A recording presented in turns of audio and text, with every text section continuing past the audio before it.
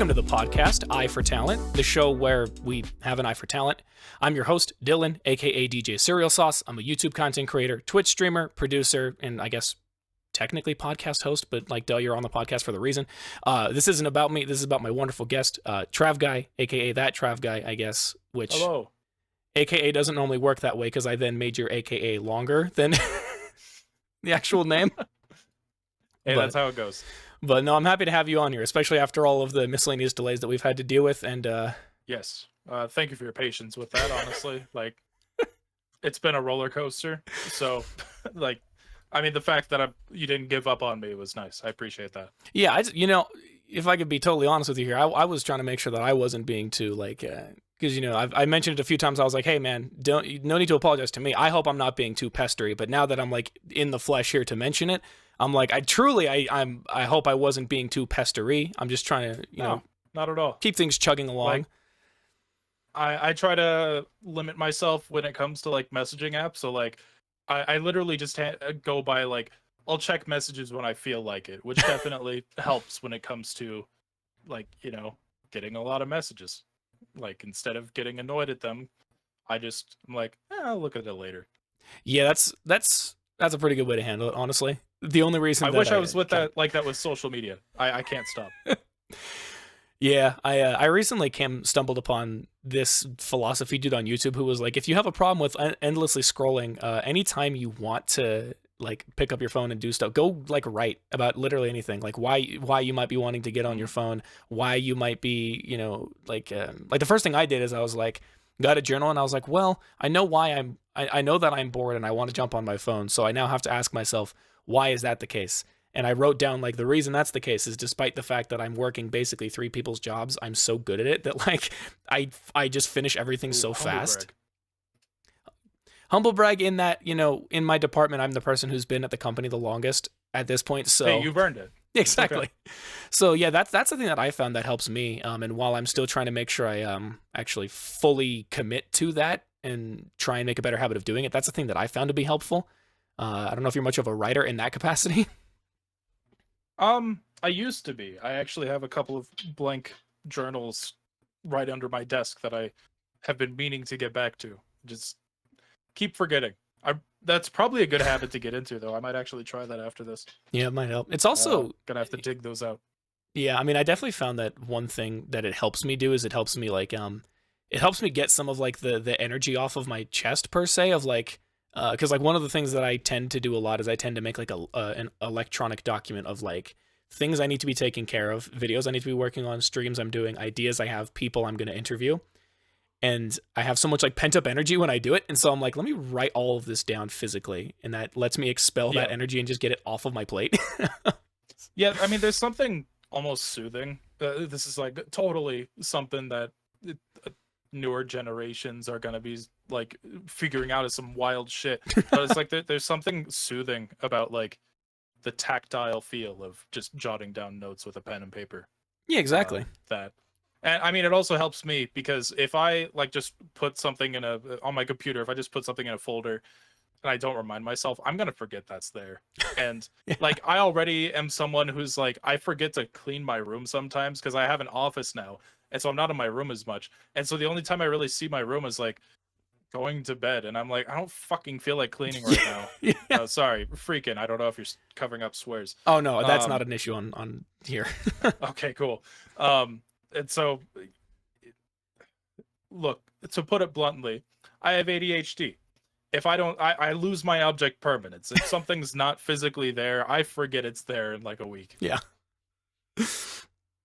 Yeah, I have that same issue. And then it will just randomly come up at the most inopportune time. And then I'm like, wait, hold up. I need to go take care of that right this very second, even if I'm at home and I physically can't.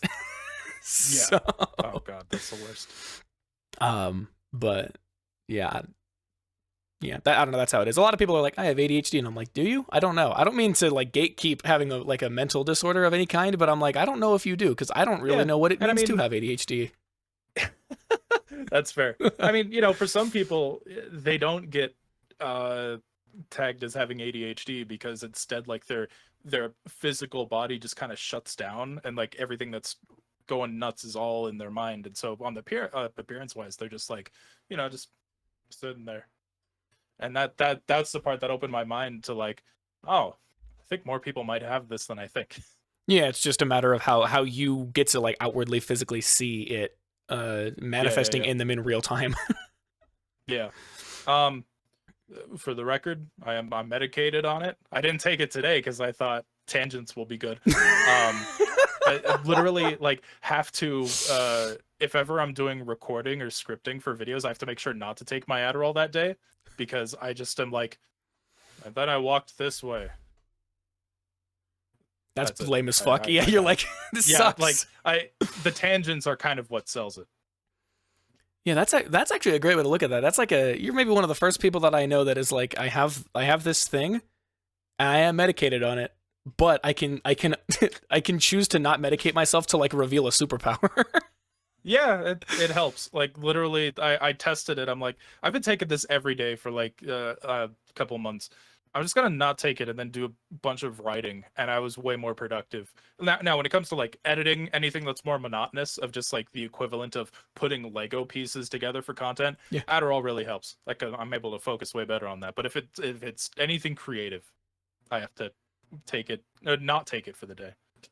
Yeah, no, that's yeah. I Don't do drugs, creatives. yeah, don't in general don't do drugs, but you know there are some that will help you channel a different part of yourself you didn't realize you had. Maybe coming from a person who is not medicated and, as a matter of fact, struggles to swallow pills. Uh, People are like, "Man, you're so strong." I'm like, "Well, like what was it? I had 2 wisdom teeth pulled out, and they gave me like a steroid medication, and I just didn't take it because I couldn't swallow pills." And my friends were like, "Wow, you're so strong," and I was like, "No, I was a bitch while it happened, but I didn't take no, them." it fucking hurt, dude. Yeah. Maybe the worst Jeez. experience of my life, but you know. That sounds miserable. I'm so sorry. Yeah. I mean, how old was I when this happened? 18? And then like You said 2 of them. Were they top or bottom? they were both bottoms. Oh, okay. Or wait, no, I had one. I didn't even have to. I only had one. I just remembered. That's fair. For my, I have all 4 of mine taken out, but they're split across 3 different appointments. So bottom one had its own appointment, another one had its own appointment, then they took the top out at the same time.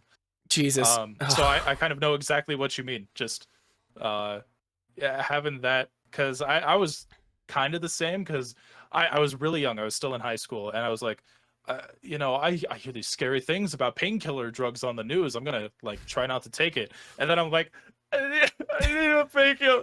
So you know, it's not fun. I respect you for that in a way. I also want to call you a dumbass, but that's unrelated.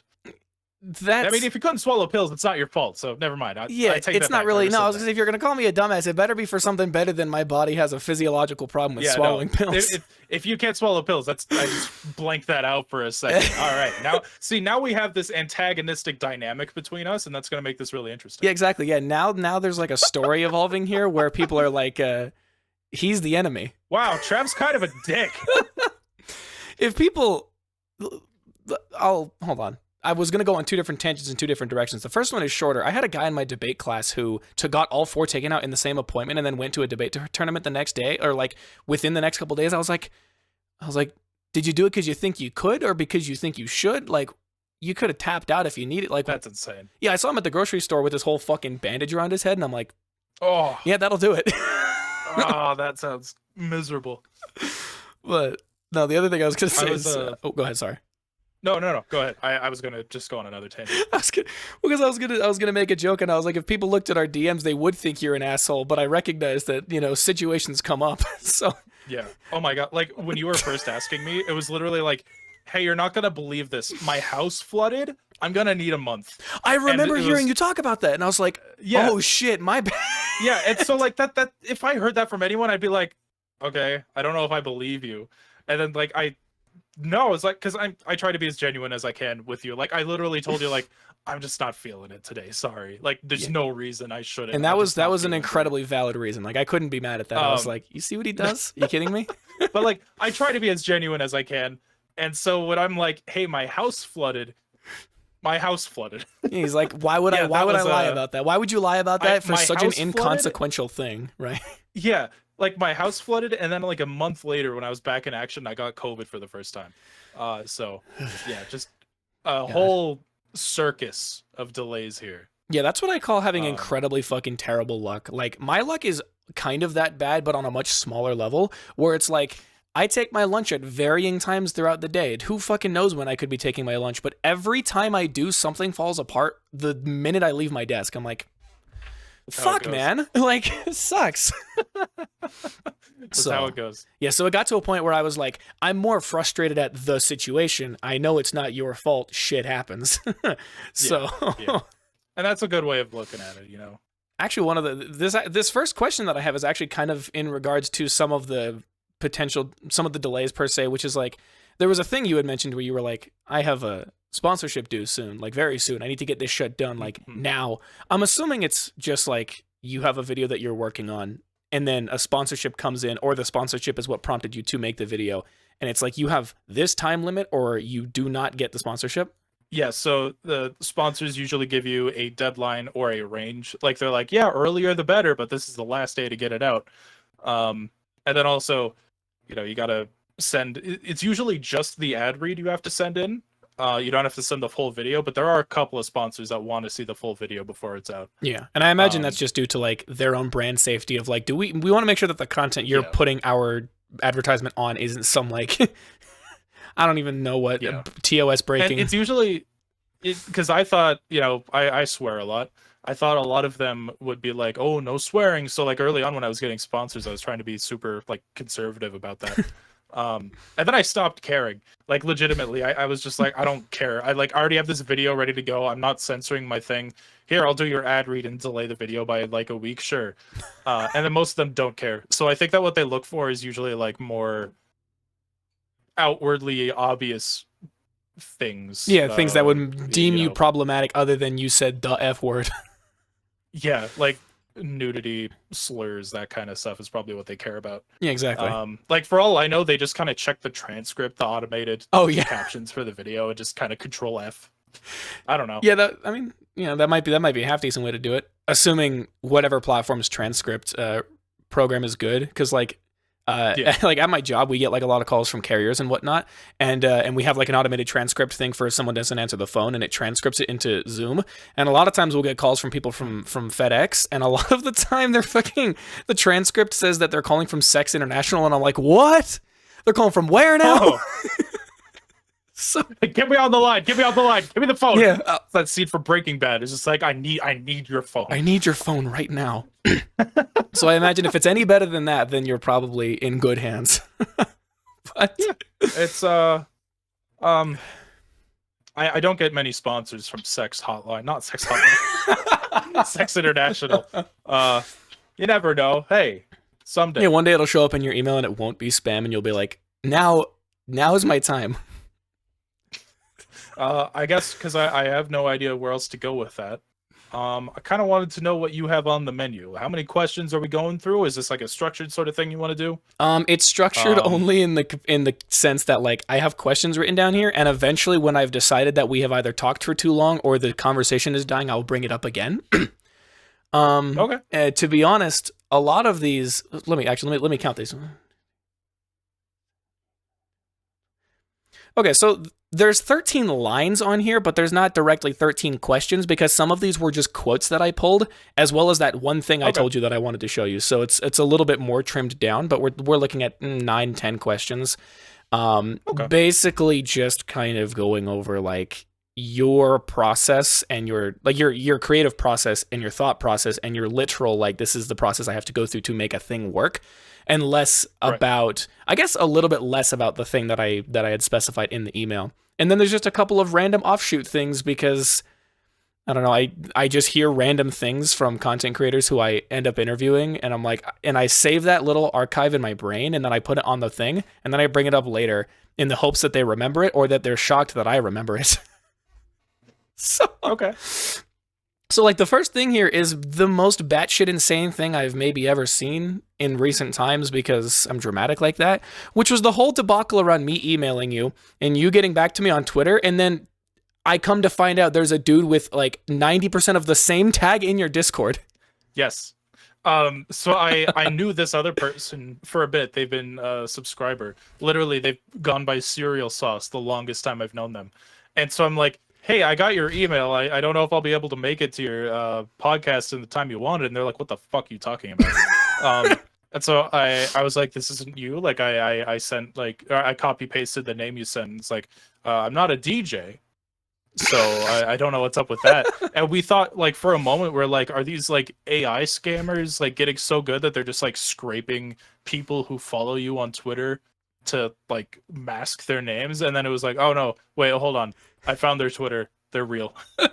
So that was a huge moment for me, I guess. That was hilarious. Yeah, that was literally, again, like the way that I described that to my friend. I think like I joined the Discord and everybody was like, who the fuck is this guy? And then I'm like, what do you mean, who the fuck is this guy? The name should be pretty obvious. And they were like, no, you share the name with a different guy. And I was like, what? Yeah. Got on my lunch break, joined a call with my friends, and I was like, guys, you're not gonna fucking believe this. Yeah, it was hilarious in the past. It was like just in the moment, I'm like, what is happening? Like, who the fuck? I don't understand. Yeah, exactly. And that's now impressive to think that I might be one of the first people that has accidentally prompted the question of how strong has AI gotten that they can mask somebody's Twitter handle. Oh, jeez. No, I guess I'm glad that I'm glad that I include my social media handles in my emails then. Otherwise, that would have been a super slippery slope that would have not ended in my favor. Yeah, that would have been really weird. But yeah, I mean, I don't exactly know where to go from there. I'm just hoping to God that AI fear doesn't become a thing. Yeah, no, I agree. Yeah, I was, man, I don't want to get into all the depressing aspects of AI, but I just thought about this thing where I was like, because I was thinking, what was it? I was thinking about this hypothetical scenario in which I like go to a place and I take a photo with a person who I think is cool, and I'm like, unless I include myself in that picture, because before it used to be like, be careful what you see on the internet because people could be lying. And so it was like, all right, show them a picture. And then it was like, all right, well, be careful what you see online because the picture could be photoshopped. And it's like, okay, now it's easier to detect it. And now it's like AI could totally just recreate that image, theoretically speaking. And I don't like that. Yeah. It's there's still thankfully ways to detect it. Like I remember during the Photoshop bullshit, there was tools online where you would upload it and it would like look for anything in the picture that might have been duplicated or stretched in weird ways that like we wouldn't really notice unless we were like deeply looking at the image. And there's something similar for AI images out there.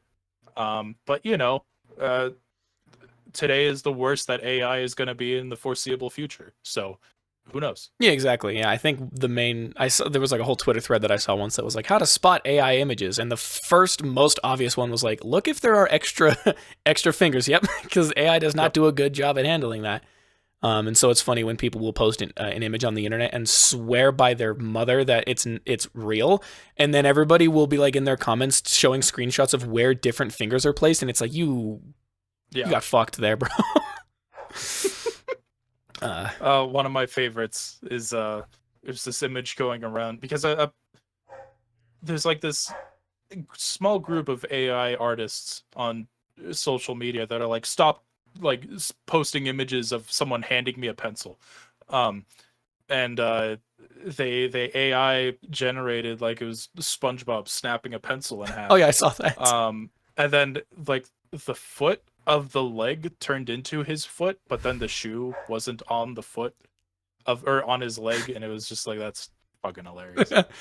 Yeah, it got to, I think it got to a point where I saw a thing that was like what was it? It was like we need to uprise against these pencil artists, and I was like, you guys are fucking done. You're gonna get creamed by the whole fucking internet. But yeah, regardless of that fact, I am so glad that I was smart enough to include my tags, because again, that would have gone horribly. And this again is one of the funniest stories that I can tell within the limitations of like something that just happens on the internet. Yeah, it was wild. But yeah, I guess another question concerning the internet in the first place, which is a question I didn't have written down, but it's just an interesting thing I like to examine, which is, I mean, what interested you in the show in the first place? Like, what interested you with the whole approach that I took to emailing you to come on? That you were like, you know what? Yeah, I should do that. You said you were like, I like talking about Ultra Kill, and I'm like, okay, well, that'll probably help us talk. Other than that, like I'm usually not to make you feel inadequate in any way or anything, but like I'm usually pretty open to people being like, "Hey, you want to come on my podcast?" Like, sure, yeah, that's fine. Yeah, we know that definitely Um, doesn't denigrate it for the record. yeah, that's good. Um, I I don't know. Just once I saw it's like, okay, this person follows me. Check a bit of their stuff. There's like funny ultra kill things on here. Cool, yeah, sure. That's good enough for me. Yeah, you're like, as long as, yeah, it's like, it's the basic check of like making sure I'm not getting on the podcast with like a, Yeah. And I've never had a run-in with a fan like in this case, where they were trying to like screw me over or anything like that. And eventually that might happen, but unless they're like actively organizing to screw me over, those kind of encounters are going to be few and far between, I would imagine, compared to people who genuinely mean well and want to have an actual conversation. yeah, they're putting in like all this work and coordinating with people in different areas, and they're like, we're gonna get this guy, and it's like, what is your end goal here? And they're like, I don't really know. Yeah, like, what are you going to do? Are you going to like come into my call and be like, do the middle school thing of like, does your mom know you're gay? Where like there's no right or wrong answer to it, assuming that you don't just say yes. It's like what are you gonna do? Like, you're gonna dig up some tweets I made. Well, actually, tweets is a good example because I didn't use Twitter for a while. Like, you're gonna find messages from me where I used vocabulary that I really shouldn't have, but I was also a teenager and I didn't know better. Yeah, exactly. Like, we've all been there. Yeah. More people that I talk to online are like, yeah, I used to do that. I didn't fucking know what I was doing. Yeah, so most of us are. Or Yeah, most of us were, it's sorry. a learning thing. And I if they did try to confront me about it, I'd be like, yeah, I used to be a dick. I'm sorry. Yeah. What are you trying to prove? You've here? seen a change in my behavior. You know what the situation is. Like, what are you Yeah, trying I'm to not hold gonna be over like, my head? oh no, guys, I've always been perfect. Don't paint this bad image of me. Like, no, like, we're people. We grow. I think that the concept of that is so funny. They're like, you want to come on my show or do whatever, and you come on again. Literally, the only question they have is, does your mom know you're gay? Be like, that's That'd be pretty the funny, biggest though, not gonna fucking lie. waste of my time. But no, either way, it's sometimes the crazy thing is that's a very humbling answer you gave, mostly because typically when I ask that question to people, I do genuinely want to know what value did I bring to this person conceptually that they wanted to come on the show. Most of the time, it's that same kind of thing where they're like, yeah, sure, I'm down. I don't really know who you are, but you seem to mean well. And it's usually actually the way that I communicate the request, where I'm not coming off as a fanboy, but I am like, Yeah. I enjoy your content and I want to talk about it. And usually whenever I ask the question, I'm always like, I hope people don't think I'm trying to puff up my ego. So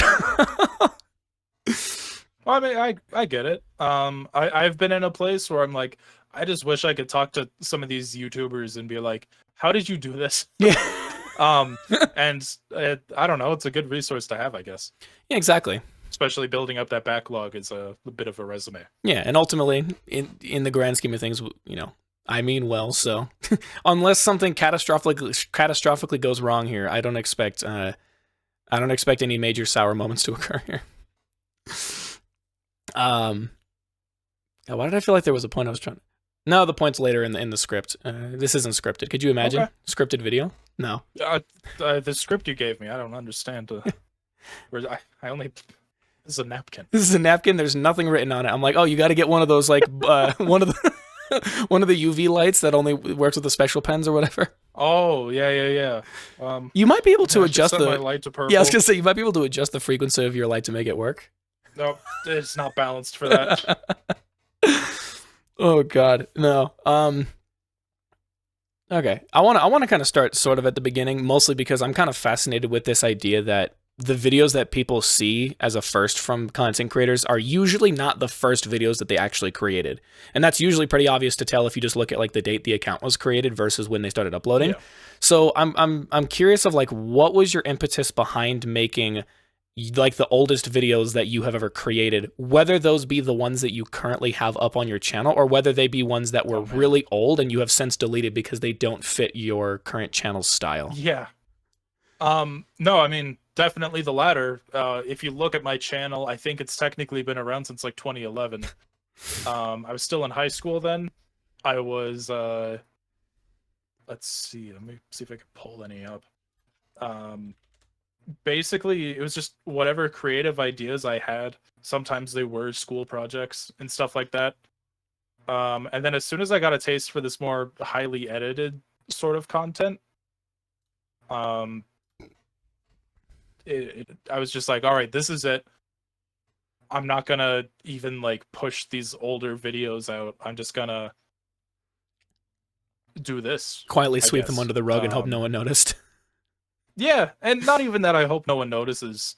Just more like, it, if someone new comes to the channel, I don't want them to be like, oh, hey, this is what I came to the channel for, this new form of highly edited content. Oh, what's all this kind of stuff? Oh, Steam music player is kind of broken video? That sounds stupid. Not clicking that.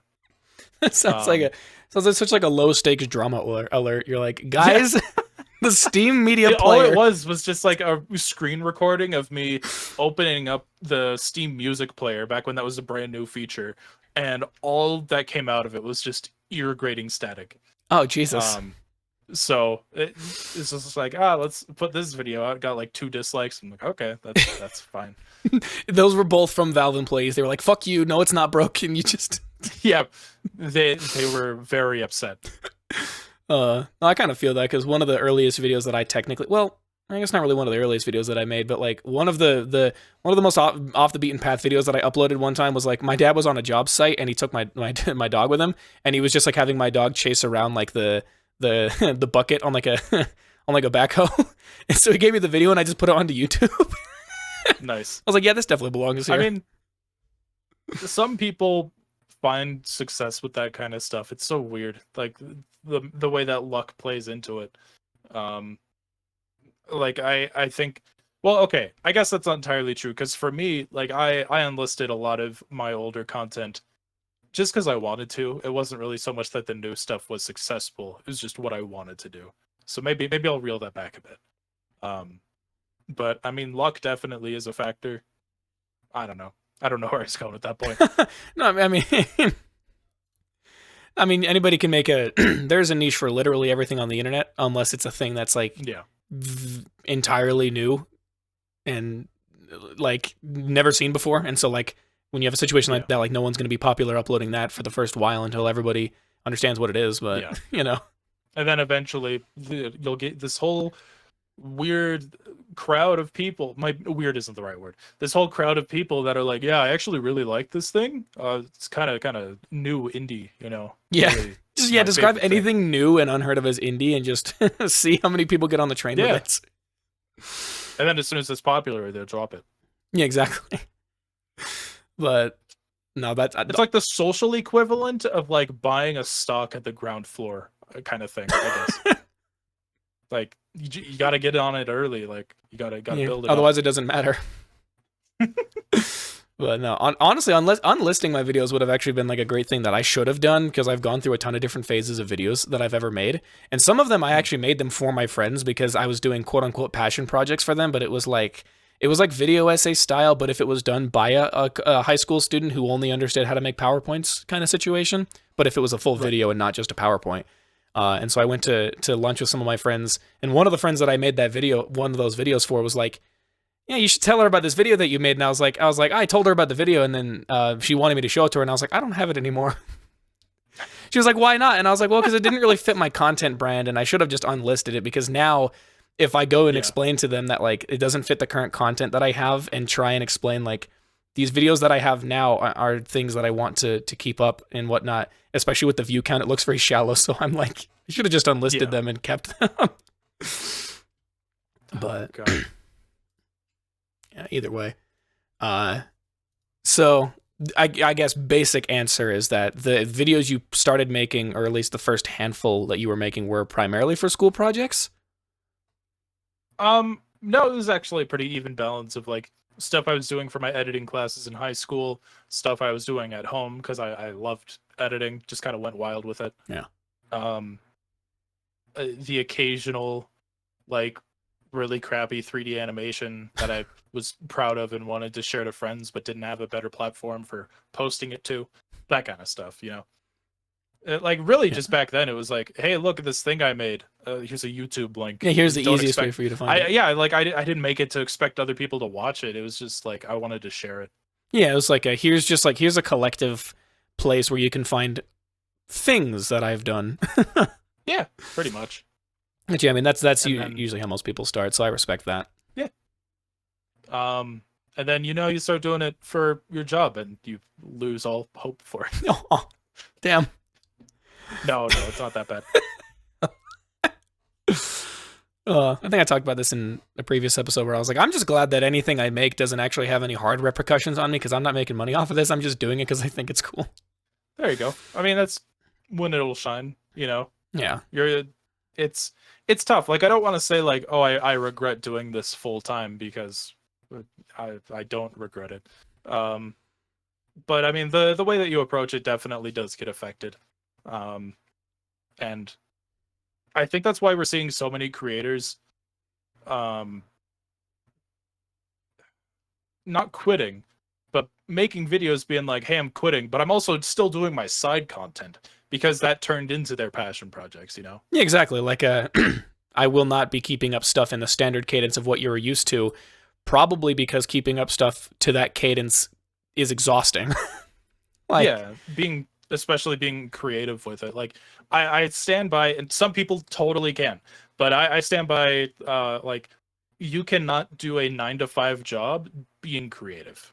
And I think that is where I stand on that whole deal. Yeah, and people who try to do that are usually the ones who get burned out the fastest, and like they're burned out, or they just have this weird superhuman ability to just somehow keep doing it. Yeah, it's the mix. It's the balance between being on Adderall and being off of it. Yeah, there you go. That's the code we've cracked. Yeah, that might be the actual secret superpower to having the mental capacity to be able to make something like that work most of the time. Your results may vary. Yeah. But no, that's a totally reasonable. That's a very humbling start. That's where most people start, is they're just like, I want to put something up here because I think it's funny, I think it's enjoyable, I think it might be informative. To who? Myself and maybe my general peers around me. I enjoy doing it. Yeah. So yeah, it's never like a crazy. It's never gonna be like a crazy story. I guess it's usually the craziest thing is finding out like what inspiration did they have that drove them to make a product that they then decided, let me put this on YouTube, and how did that transition into them thinking they should consistently keep doing it in their early stages? Yeah. Because I think that's more fascinating than just being like, yeah, well, I thought it'd be fun, and it was like, everybody thinks it's fun when they start. Are you kidding me? Yeah. And you're like, I don't want to do it anymore. You clearly had that drive. You wanted to start it. So, there's something there with your earlier content. Yeah, exactly. And then, okay, you keep doing it. And that's when it gets, that's the pitfall, I guess. Yeah, that's the trap that YouTubers don't want you to know about, is when you actually keep doing it. Yeah.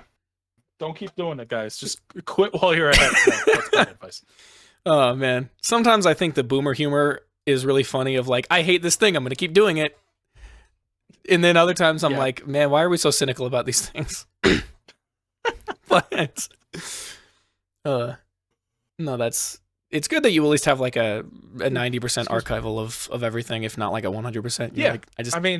At worst it's private. Like, I can't share it, but I could just unprivate it. Yeah, exactly. Like you have a lot that you can do with it if you needed to, but Lord knows you probably don't. I'm a bit of a hoarder with that kind of stuff. Like, I literally... He's pulling something. I have, for my video viewers, I literally have archives of all of my video files for my old content. Burned onto a goddamn disc. Yeah. Oh my god. They're an archived, so 1 of 2, 2 of 2. Literally just because, like, I don't want to throw them... I don't want to permanently delete them, but I don't want them on my hard drive anymore, taking up space. Yeah. So this is a cooler way to do it. Bunch of DVDs. Yeah. I want to switch to M-Disc at some point, but that's expensive. It's so funny because that just reminds me of that tweet that you put where you were like, you were saying something like, me before I take every single video I've ever made and upload them onto floppy disks, 1.4 megabytes at a time, or whatever. Spread them around. And spread them around, like little pieces of Trav history. With that, though, I think I'm just going to give them small individual video files, so you have to, put in the next one to see the next part of the video, rather than having them all compiled together. Yeah, exactly. Insert disc 1. Insert disc 2. Exactly. No, that is actually a really cool way to archive that. It's like people who are obsessed with keeping physical pieces of media. You're like, this is my physical media. Yeah. Like I'm totally on board with. Excuse me. I'm totally on board with like, here's games you can only download. Probably because I could still back them up onto other blank media. Yeah, exactly. Um, it sucks. DRM is annoying. I'm not like that big of a guy of like, oh, I hate DRM. I totally get people that are totally against it. But right now I'm like, if I really want something DRM free, someone's probably got a crack online. I don't care. Yeah, it's a statute of limitations. If it's old enough, you can leave me alone about it. If they're not selling me for, or not selling this game for money, and there's no way to get it firsthand, I don't care. Yeah, exactly. I'll find a way. Yeah, same. Or sometimes if I'm like I want to play Plants vs Zombies the way that it was meant to be played in the Xbox edition where it's widescreen and has good graphics. So I'm like, let me just take that, and then I find out you can only play it with an Xbox controller, and I was like, no, I don't want to play it. That's a deal breaker. You know, I mean, I have one right there. It's not like an issue of getting one. I'm just like, Plants vs Zombies feels better if I'm tapping it with my fingers on my phone or if I'm doing it with a mouse. I feel so much more efficient that way. For sure. But man, then you gotta like scroll with the buttons, just ruins the pacing. Come on, man. Yeah, that's the best way I would describe it. Is playing on controller ruins the pacing and it ruins my mood, and I don't want to play it, so I don't. But I did crack it because I was like, but I wish I could. Yeah, exactly. I'm like, let me find like a. I take the crack of Plants vs Zombies that only works on the Xbox 360 edition, get an Xbox 360 emulator, and then find a way to like mod that Xbox 360 emulator to then allow for a mouse and keyboard to be used. There you go. That's the goal, I guess. Yeah, if I want, instead of just I paid the $5 on Steam and I put like, how many hours have I put into this game already? Like 25? The future of gaming. Yeah, oh, it doesn't matter. Sorry, I don't mean to keep yawning. It's fine. If I don't watch you physically yawn, then it won't happen to me either. So I'm not like tired. I just kind of get like this. It's the ambient lighting, bro. Not taking Adderall. That too. No, like I legit like when I'm not on Adderall and I talk for people, I just start yawning. And I've had people be like, "Oh, I'm sorry if I'm boring you." I'm like, I don't know why I do this. I'm sorry. Yeah, you're like, it's just reflexive. Yeah, I don't know. Maybe it shows like I'm relaxed, I'm feeling fine, and then they take it the wrong way. Yeah, so I'm thinking it's the lighting. You're like, bro, I'm chill as fuck right now. I'm chill as fuck. I try to set my lights to either red or blue, either way, whenever I'm doing something productive, because it just kind of like snaps me into that Pavlovian response, I guess. Yeah, you're like, this will give me the energy boost that I need. Yeah. But in regards to the current content that you make, in regards to basically everything that is currently publicly available that people know you for, how would you best describe the content that you actually make? Like, what niche or genre do you believe that fits in? So I haven't heard this term until I heard someone describe Civi's content this way, which they described it as a highly edited Let's Play. Which I kind of get, because to say that what I do is reviews isn't wrong. But that also makes it sound like I'm doing like, and here's the new Spider-Man game. As you can see, the water is not as good as it used to be. 7 out of 10. Like that's not what I'm doing. Like, too much water. I want to take you through the whole game, and it's kind of hard to do that without resembling a Let's Play. Yeah. That wasn't my intention when I started making it. Because I go on tangents. I talk about other shit. It's all commentated in post, but I mean, I guess the way that I write my notes is almost as if like I'm writing a script for a Let's Play in a way that cuts around. I think that's probably how I've described my content since I heard that term. I feel like it's definitely the most accurate. Yeah, actually, yeah. Now that you mentioned that, I hadn't even thought about that as a term, because the things that I wrote down here, and this is all just for funnies, but it was like, are your current old? No, wrong question. Do you think it falls in line with video essays? Is it a heavily fleshed out game review? Is it just some dude dicking around until a good video comes out? And I was thinking, I was like, well, I feel like a review would be the closest thing, because you're like, these are gripes that I had with the game. These are things that I found. But then a lot of it is also like, if you go this way, you'll see this secret, and if you punch this eyeball on the wall, you'll get a goddamn, it's fisting time or whatever. What is it? What did you say it was? Not fisting time. Fist parade. Yeah, fist parade. Oh shit! Cut that out. You're very close. I'm the editor. Cut that out, me. Don't actually do it. But that's what I was thinking, and then it's like I just think of like the random one-off quips that just like slightly cut into Yeah. what's happening, just because you were unmedicated at the moment of recording. A lot of, if you've seen my content for the past year, most of that is medicated actually. Oh shit! Okay. It was really like the last couple videos have not been. Yeah, and that's actually kind of like recency bias is kind of where I'm pulling some of that stuff from, Yeah. hence the fist parade. That's fair. But but no, that is a great way to look at it, because especially when I was looking at like the things that you did for like the Sigil series and whatnot, it was like I'm going through this level by level, and noting anything that I think is important, but you're not going to necessarily watch me play the whole level. You're just going to see everything that I thought was notable about it. So I started doing that. I started doing it like that. I want to say as early as my Doom 3 video. Technically, that's not the one that I remember. I'm just trying to think back like as early as I can. yeah. Maybe my Mega Man X videos too. I kind of did it, but I didn't approach it like that. But I was just like, this is a fun formula. I really like this. I'm just gonna keep doing this for games that I play, and it turned into I'm just gonna take notes of anything I think is worth talking about. Like if it's totally neutral, like just here's a thing, not gonna mention it. But if it's like here's something that's even just like a minor inconvenience or something that I think is a little bit cool, I'll write that down in my notes, and then I try to connect it together for a seamless viewing experience. So that's when the let's play part kind of comes out. Yeah, and I assume that the notes are being taken while you're playing the game. I have a Stream Deck over here with like a bunch of fucking buttons, and I literally have my record button and a pause recording button right next to it, so I can just pause the recording. I tell my editor, like, make sure you cut out the pause screen because you'll be there for a little bit. Yeah. And then just kind of write down whatever happened that I think is interesting. Try to meld it together. Yeah, I mean that sounds like a smart way to handle it. I don't really watch other content creators who do that kind of thing, so I wouldn't be one to say if it works for you, then it's a smart way to do it. I guess is the simplest way I can look at it. I think for the content that I make, it works well for me.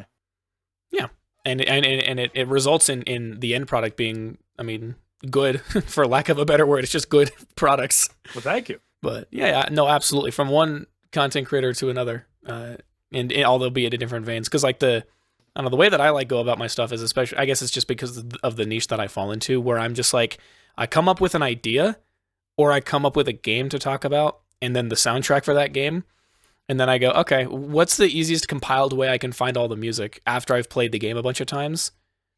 So like most of the quote unquote note taking is mostly actually just like internal stuff that I'm thinking about. And then eventually when I actually go to physically write stuff down, I'm like, okay, I remember that I said this. Let me write it down in here, and then go from there. So it's a very disconnected process per se, where I'm literally, everything is chunked out. I'm like, this is me playing the game. This is me writing it. This is me basically running it by people to see how they feel about it. This is me recording it, and then this is me editing it. So it's not like a super smooth process per se, where stuff is intertwined with one another. But it all ends up with a good product in the end. So that's a good enough for me. Yeah, I mean, that's kind of the beauty of it, It's just like we've all kind of developed our own process, and it works for what we do. Yeah. And then trying to describe it to other people is like, why did you do it that way? I'm confused. Yeah. And then I think that's all I got on that topic. Yeah, no, I mean that's totally reasonable. There's definitely more things about like, well, actually, the only reason I brought that up specifically is just due to the fact that one of the last folks I interviewed, Dumpster Man, he was like, I don't know how I would describe my content. I'm just like a personality person making videos, and I was like, yeah, fair enough. So now I'm always like, what niche do you think you fall in? Because who knows if other people around you think it's different than what you think it is. Yeah, I mean, I didn't start using the edited Let's Play idea label, I guess, until I heard other people use it that way. Because until that, I was just like, yeah, I review games. Oh, what'd you think of this new game? I didn't play it. What the fuck? I review games, but I am not a game reviewer. Like, I'm not a journalist, for fuck's sake. It's more deep than that. Yeah, exactly. It's but then it's not as deep as like, oh, here's a fist parade. This is deep shit. Fist Parade reminded me of the fact that one of the sounds that's used in Sigil is also used in a really old Xbox 360 indie game called Castle Miner Z. You ever played that game? No, No, I don't even think I've heard of it. Okay, no worries. It's like an almost hissing sound that comes from one of the monsters in the game, and I clipped it and I was like, and my one and only friend who has played that game, who I share a Discord server with, I was like, hey, look at that! Is that sound from Castle Miner Z? And he was like, what? How did you even catch that? So a lot of the sounds in classic Doom with that is they're pulled from a really old like just stock sound effects library that like even not Demon Souls, even like Dark Souls and Elden Ring have used sounds from it. And I guarantee you that one of those sounds that you heard is probably actually just weird ambient sounds that camels make, because that's what a lot of the monster sounds were from. It's just like, yeah, like the imps in Doom, they have this sound that's used in a bunch of other games, and it's just like camel noises. I don't even know what noises camels make. So yeah, I didn't either until I learned that. Until you played Doom and Sigil. You're like, Yeah. oh wow, that's what they sound like? Crazy. Never know. Oh my Like, god, that's funny. there was a whole song wondering like what noise do foxes make, you know? That yeah. Somebody needs to make one on what sound do camels make or something, I guess. Oh, we already know the imps make it. Not the same. Yeah, what does the camel say? And then it's just like some Doom gameplay. There you go. Stupid. Anyways, when it actually comes to the game at hand that you are doing your sort of review on, I know that I have noticed that sometimes it will be, I don't know if you do this on YouTube community posts, but I'm almost certain that you do it on a Patreon, which is like, what game would you guys be interested in seeing a review on, mostly just to gauge interest. But outside of that, what things do you... like, what process do you go through when you're like, this is a game that I've played, or maybe this is a game I haven't played, but I want to make a video on it, and then, doing all that? That's a good question. Early on, before I felt like I had obligations to wrap up series, before I reached that point, it really was just like, here's a game that I love. I'm really in the mood to talk about it. I'm gonna record footage and let it snowball from there. Like, it wasn't really a really drawn out process, honestly. The most not even like worst part of the process, it was just kind of how my mind handled it was like, how are people gonna react to this? They have not seen a video on this series yet. Is it even gonna do well? And then most of the time it does okay. And then I'm like, oh, people like that. It's usually the first game in the series, which is usually the worst one. Let's keep the ball rolling. Yeah, now it just gets better. When I get bored of that, I move to something else. Yeah. The way that I tried balancing it was doing 2 or 3 videos of the same series back to back, and then either doing one video on something else and then going back to it, or just going into something else, just kind of whatever I feel like. Because I feel like once I'm obligated to keep making videos in a series, and that spark isn't quite in me, at least in that moment, it just turns into very basic content that I end up not even releasing, because I'm just like, I'm not happy with this product I've made. I've done that with a couple of videos so far.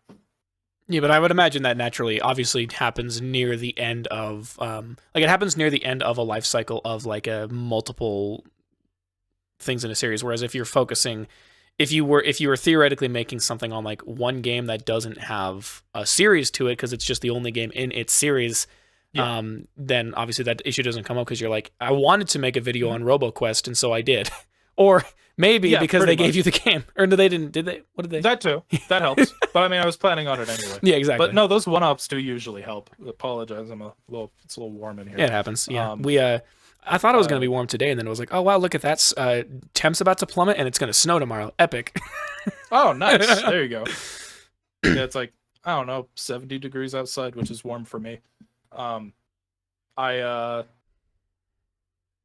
mean, back on whatever the hell I was talking about, I have to re-gauge myself. Yeah, those one-offs help kind of re-engage for the series you are working on. And like for Ultra Kill especially, that really helped because really I was just kind of reviewing all of the content that was out at that time. Yeah. So that is definitely a series, but it's one that I could approach like one-offs. So that kind of helps there. Yeah, you could have. Yeah, that game with the way that you made the videos on it could have theoretically been broken up into a bunch of different ways, like broken up into a bunch of different ways. I mean, the Act 2 video, the only reason that was split up was because I had 2 sponsors due. Yeah. And I, like, last minute, I'm like, I cannot put out 2 videos. I'm just going to split it in half. And I put them out a day apart. Yeah, I remember. I really wish I didn't do that. But I got money out of it, so that's fine. That was such a silly thing. I have an editor I have to pay. Because I don't remember if it was near the end of the first, if it was near the end of Act 2 Part 1, or if it was at the beginning, but you were like, hey, so it's December 20th, and I was like, oh no. Oh yeah, I think it was the beginning of that video, yeah. I literally edited, I had everything there, but I literally edited the entirety of the second part in one day. Fucking shit. Yeah. That's absurd. So that sucked. I approached my artist. I'm like, hey, I have to split this video into 2 parts. Can you draw something like right now? And they did, and it was really good. Hell fucking yeah. That worked out.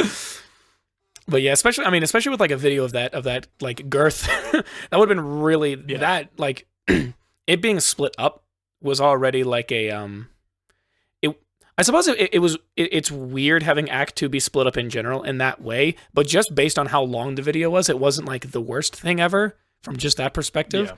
But I'm really surprised still. Like that video still does decent with views, and I just like I don't know if this is because I split into parts, or maybe it could have been better if I split it into parts. Who knows? I never will, and that's okay.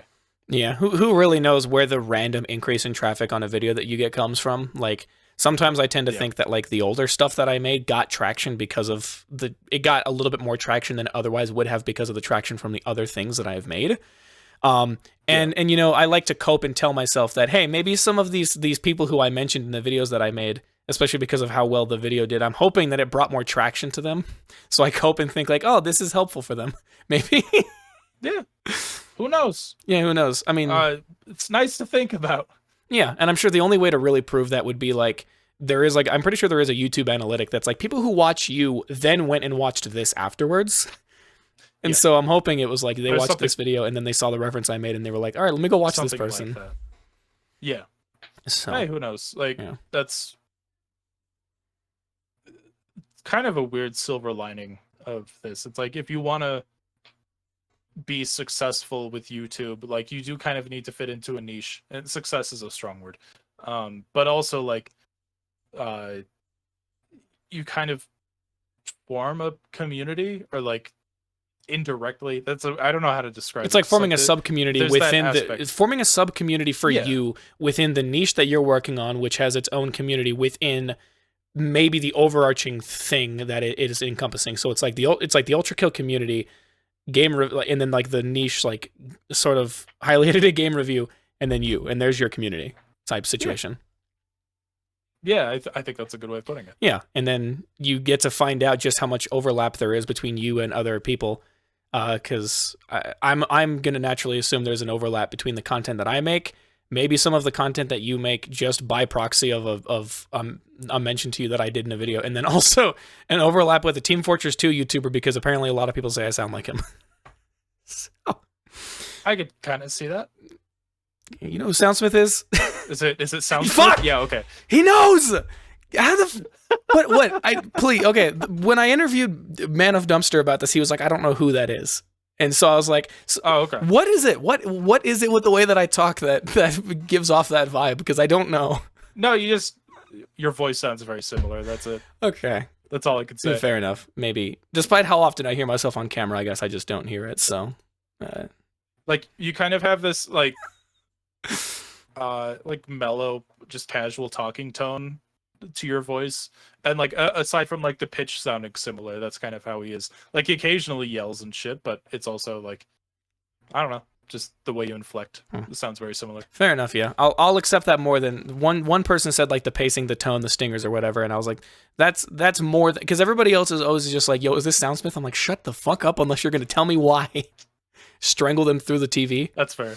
And then I I had mean, exactly one guy say, "You sound like a mix between Soundsmith and Trav Guy," and I was like, I don't even know how that. And so that was the joke that I was making as well about it. okay. Sure. I hope that commenter's doing well today. Yeah, honestly, that's what I said. I said, I don't hear it, but I'll take that as a compliment. Thanks. But yeah, to reel it back in, essentially, you're just like, hey, I like this game. Yeah, Go. No, like, not a lot of thought is put into it. It's just more like I like it, and then if I don't get stuck with the notes and be like, I don't know where I'm going with this, which has only happened a couple times, because the benefit of my mental health is that I could just talk about shit, and so that kind of works to my benefit there. Yeah, it also works to your benefit when you have a podcast that you run. Because for the viewers, I forgot to mention that on top of being a YouTube content creator, he's also a streamer and also a podcast host. I don't know where the cut happened at the beginning because I'm dumb, but that was the important part. And so having situations like that where where you're just like, man, talking is so easy. It makes you really good for a podcast, both here and on the one that you actually are a part of, like consistently. Yeah, I mean, it's literally just. If you're good at something, never do it for free. But we don't make you pay for it. We make like ad revenue and brands. You make ad revenue, but by making them pay for other stuff that also contains you. Yeah. Like, hey, there's a Coca-Cola ad before this. Thanks, paid my mortgage. Yeah. I'm not in that position. The Coca-Cola bear. Santa Claus himself paid for this mortgage. Yeah. Those little polar bears in the ads that just are addicted to Coke. Yeah. Oh, that's funny. God, where am I? So, actually, I guess because of the way that your videos are structured, where it's like, here's stuff that I'm explaining to you about what I thought was notable about this level in Doom 3 or whatever. And then there will be an offshoot where you'll just say some random shit that only tangentially has something to do with it, but I almost certainly know wasn't written down.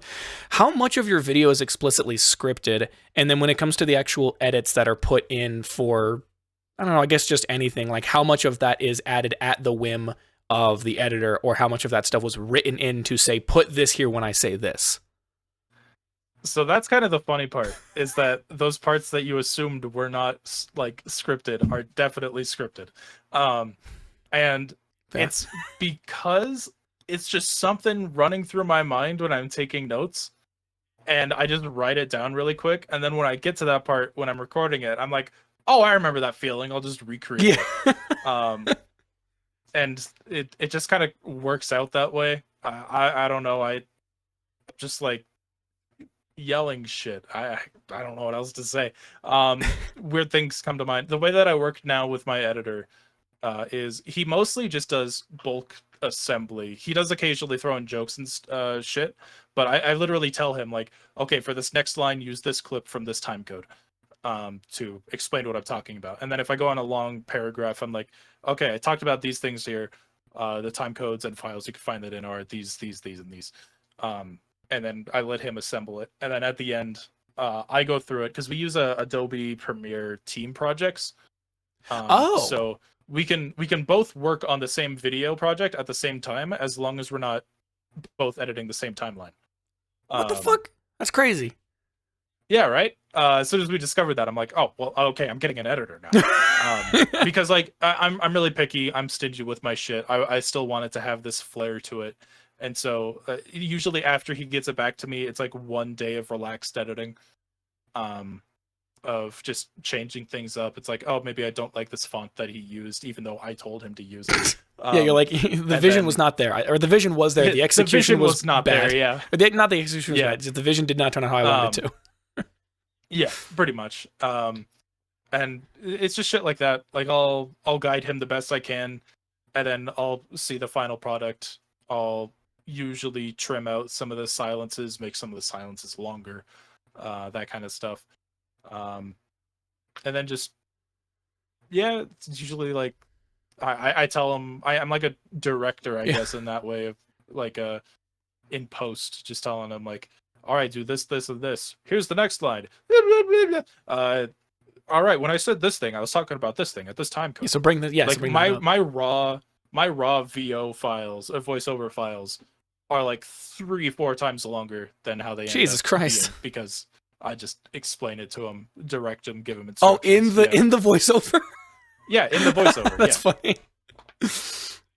I've tried writing it out, but he's like, no, it kind of works better if I just kind of listen to it and be like, all right, I got that instruction. Pause, cut this, put it there. All right, keep listening. That's so It goddamn just kind of funny. works out. That's so funny because so I made a video recently and I collaborated with one of my team members as well on it. And and because of the way that it worked, they basically, because all of the stuff that I do, I'm like, I'm just talking. You don't see my face literally ever. But this person, I was like, I want to make a clear distinction when they're talking. So we have their VTuber model character up on the screen, and so as a result, that meant they had to record the whole video of them talking. So where I have the benefit of just cutting in Audacity when I want to, cut out a part, they'll like say something and then they'll be like, shit, no, don't do that part, do this part. And and it's especially fucked up because sometimes I'll be recording around that whole part and then they'll get to the part where they fucked up and then like, no, don't use this. I'm like, God, I have to do it all over again. Yeah. So I had one way, because my editor knows I go back through and look at everything after. So like they'll do 2 versions of a cut if I accidentally leave one in. And I had to tell them afterwards, like, no, if you hear me repeat myself, just use the one afterwards, because if I like a line, I usually don't redo it. Yeah, which makes sense. So that's funny though, just that idea of like going through, making it all look nice, and then they're like, shit, don't use that one. Yeah. And the good news is it was my video, so like it didn't matter which cut that I kept in. I kind of just kept in whichever cut I thought sounded better. But hypothetically, if I liked the second one more, or if they were in the middle of saying something and then they cut it and then we're like, I fucked up, and then they'll just start from the beginning. I'm like, God damn it. Now I have to I literally have to go back through and do everything. I can't just like splice it and and fix it. But damn. But no, it sounds like your stuff is like of high production value in terms of, well, just in general, but especially in terms of like everything is written out and then it is explained as well. I'm not gonna say it's not a decent production value because we've kind of figured it out. But all of this really has been like learning as I go. Yeah. I have no experience in this kind of team collaboration shit until this point. We were both just like, hey, we know how Premiere works, so I'm just gonna tell you, like, all right, this is the kind of stuff I need you to do in Premiere. And then literally we communicate afterwards. It's like, here's what worked with this, here's what didn't work. And we're at a point now where it's just like we kind of know the ins and outs of how we make these videos, because he's been my editor for almost 2 years now. Yeah, that'll do it. It was a lot of trial and error. Yeah, I imagine it's like you have to do like a quarterly review where you're like, okay, here are the things that we succeeded in, here are the things we can improve on. No, I mean, usually it's like in the moment before I even have the video out, I'm like, all right, I'm gonna try explaining this part differently and see how that works. Yeah, kind of things. Which makes sense. sense. And then he's usually like really chill with whatever. He hasn't even really complained of being like, hey, this is better actually. It's almost like he's a fucking saint in that regard. Like he's just like able to roll with the punches, whatever I throw at him. And it's almost exclusively me that's like, all right, I'm gonna do this differently because I feel like this was like not easier for you. And he's like, okay. Yeah, he does a great job. My friend Elliot, creepy Elliot. Hey, shouts out. We'll put their link in the description if you want to, if they have anything. I normally just say that out of habit, not knowing if they actually have anything. I don't know. I know they stream. That's all I got. I don't know if they still do YouTube stuff on their own. Fair enough. Well, streaming is good enough. Either well, that's for us to figure out, not for you guys, the listeners. Yeah, we'll look at it later. No, honestly, the main reason I asked that question specifically is because the way that I edit is so, or the way that I script out my stuff is so interesting. I write everything verbatim and I read everything verbatim, but it's because I write the way that I talk. And so if anybody watches one of my videos, they'll be like I upload my scripts places after the video comes out. And I can imagine that if somebody read that script and then like, it's literally basically a transcript of what happens in the video. And I can imagine some people would be like, what the fuck? How did you do that? I'm like, well, that's just how I talk. I don't know what to tell you. I've very recently, so I do the exact same thing. I write just like how I talk.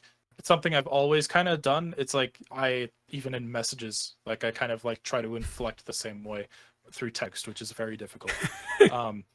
And I've very recently looked into how like screenplays are written, and that's actually been really helpful with the distinguishment between the narrator describing what's happening in the scene versus The like characters. lines that are being quoted. Yeah, with the characters and everything, because that format actually really helps whenever I have a moment that I'm playing off of something that's happening in the game. Oh yeah, Like you're I'll more make a in joke, character. and then something happens in reaction to it, and then usually I just scream afterwards, or I follow up with a line. And so that kind of format actually really helps with planning that out. Oh wow, that's kind of smart. I like that idea. I don't know if I'm gonna steal it because I don't know if I would need that, but it's a thing I could at least invest in looking at. It could help. Who knows? Yeah, it's helpful. It's nice. Yeah. It works. But then it's like anytime that I have something that I want to show up as I'm saying something, I'll usually I'll usually take the exact word that I want to have the thing happen on and I'll hyperlink what I'm referencing, or I'll just put it in purple text and then leave a comment on the side of the Google Doc going, put in this video of you punching a mind flayer. I do the exact same thing. For me, I don't do this way anymore, but the way I used to do it was I would put it between the sharp angle brackets, not like a Oh, the square brackets? oh my god, I'm total square brackets. What the fuck, parentheses? Yeah. Oh, square parentheses, yeah. Not parentheses. I use that for different things. But with the square brackets, I would do that and then not highlight. I would change the text inside the brackets to red just so that I can easily tell what I'm supposed to read and what I'm supposed to not say out loud. Yeah, exactly. No, that's so it's just really funny because you'd imagine that somebody goes and looks through a script and again it's literally a transcript and you're like they're like, what the fuck, man? Yeah. But this is such a weird offshoot question from everything else that I've asked. I think I was on a Reaver kick when I asked about this. What do you think about Reaver as a game? Oh, it's really cool. I like it. I haven't played enough of it. I wanted to do. The unfortunate part is that I don't think there's enough content there for me to make a full video out of yet. Yeah, because it's not quite finished, I believe. Yeah, but I definitely want to. I think it's cool. I mean, I'd hesitate to say. I don't know if he'd say we're friends, but we talk occasionally on Twitter. It's a cool dude, the creator of it. I'd happily call us friends, for the record. But no, he's cool. He immediately like sent me an early copy of the game. It's like I hope you like it. Let me know what you think. And I did. I don't have enough to make a video out of yet, I think, but I want to at some point because it's really cool, and I hope more people look at it. Maybe I could stream it. I don't know. Yeah, that might be interesting. Yeah, it's that's one of those games where like I think I only really had one true complaint with it, and it's just with the final boss as the game is currently, because I'm like I guess it's my complaint because I might be bad, where I'm like, this boss feels incredibly frustrating to fight, and I don't know if it's because I didn't have the tools necessary or because I sucked. But that's fair. I don't think I've made it that far yet. I'll have to get back to you on that part. Yeah, I mean, yeah, it's nothing too crazy. I think, because you have to remember, I'm gonna break the fourth wall here for a second. Audience, this has been in the works for 3 months, and I wrote this script probably the day after you. Not the script, damn it. This is not scripted. The keynotes. Keynotes, yeah.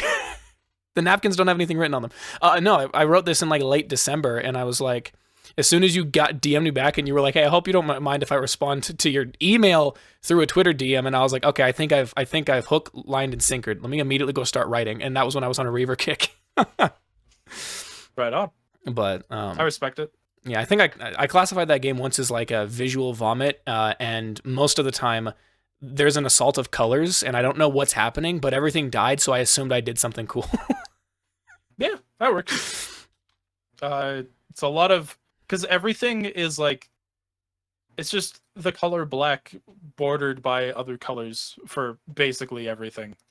So that can get a little disorienting. Yeah, and it's also like on top of that, it's also like a lot of really complex line work in that regard. It's not just like a simple revolver. It's like there's lines fucking everywhere on the thing. Yeah. No, it's cool. I look forward to seeing more of the game. Don't really have much else to say in that regard, though. Yeah, good game. Go play it. Yeah. Simple as. Okay, this is me self-indulging a little bit because I think it's funny. So there's been 3 times now where you've mentioned Chows and Chow Gardens. Once was in one of the Ultra Kill videos, once was in the Super Mario Land video, and then once was in the indie game podcast that you did for the podcast that you're on. And my light turned off. Damn, I'm gonna move this light one. Put it down. It died apparently. But I have a couple weeks ago, I went to a tattoo artist and I ended up getting this this tattoo of a Chow right here on my arm. Oh, nice. Cool. Because me and my friend have like a crazy obsession over like just Sonic as like a franchise and whatnot, and so it was like it only felt natural because what other Sonic type tattoos are you gonna put on yourself that people aren't going to immediately look at and go, that's cringe and you need to die? Yeah. I mean, I'm a very casual Sonic fan. I do like Sonic. I have great memories of it growing up. Chow Garden especially. I love the Chows. Yeah. I had like I want to say I eventually got all 3 Chaos Chows in SA2.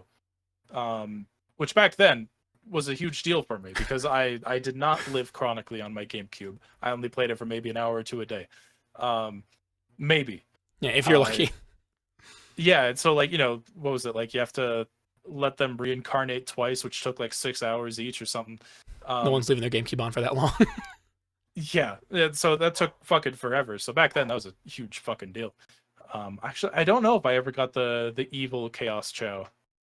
But I did get I got a neutral Chaos Chow. That was my first one because I wanted it to look like Chaos. Because it has like the same head structure and everything. I love that. And then I got the hero Chaos Chow by accident because I wanted him to be evil because I didn't care for the design. Whatever though. No, it's fair. I didn't abuse my Chow. Like I was super young playing that game. If I had a Chow that was upset with me, I cried. I was just distraught. Yeah, if anything, that's like I was gonna say that's like emotional abuse from the Chow towards you, but at that point it's like it might be mad at you because you neglected it. I had this motherfucker that just refused to like me anymore. And so I'm like, all right, do I just give him away? And then like the little menu of the Chow with like the little thatch over his back, like about to walk away, is like, are you sure? And I'm like, I can't do it. I need to save him. It's like releasing a Pokemon after a Nuzlocke. You're like, I'm too emotionally distraught for this. I don't want to do it. Yeah. I didn't have pets at the time, so that probably didn't help. Oh, yeah. No, that would actually make a lot of sense, especially like you go to like a family friend's house or whatever, and you're like, wow, they have a dog. I like this dog. This dog could be my friend if they lived with me. You don't have that, and you're like, this Chow on my arm is my only friend. Not my only friend, my only animal friend. But so it's a struggle. Yeah. But no, that was the most self-indulgent thing I've done all week. I guess that's a safe segue to mention that in like actually exactly a month's time, I also have I'm getting a replica of the Ultra Kill coin tattooed on my arm as well. Oh, nice. That's pretty cool. Both sides of it, because I was like, yeah, this makes sense. I've been wanting to get a tattoo. I like the really minimalistic stuff. I'm not really sure if I'd want to get anything too complicated, but I've been thinking about getting the System Shock Tri-Optimum triangle like right under where my watch rests. That's kind of sick. I like that. Thinking that could be kind of cool. Yeah. I think maybe that's like my only idea right now. Other than an idea I had for a bit was have you played Metroid Prime? I have not. No. Okay. So all of the different weapons in that game, instead of like having the names, they're like hand shapes and gestures on the UI. Oh, that's cool. And so like at the bottom right of your HUD, it's just like these different hand shapes, signs, whatever. Oh, because they're all down there. About getting that. Yeah. Okay, I hear you. Because you'd switch to them with like the GameCube C stick. Yeah. And so I'm like, oh, that could be like a cool, like just get the 4 of them in a, I don't know. Yeah, just in like maybe like a line, like sort like of situation. Like Yeah. I always think it's always a little bit difficult to find, not difficult to find, but difficult to conceptualize. Like, I want to get a tattoo about a video game, especially one that means a lot to me, without it being like the most overt, like too obvious. in everyone's fucking face thing. So that's kind of why I was going to do that thing with the coin, because people are going to think it's like a generic coin thing. I'm going to be like, no, because this coin is cooler than all other coins you've ever seen. I guarantee you.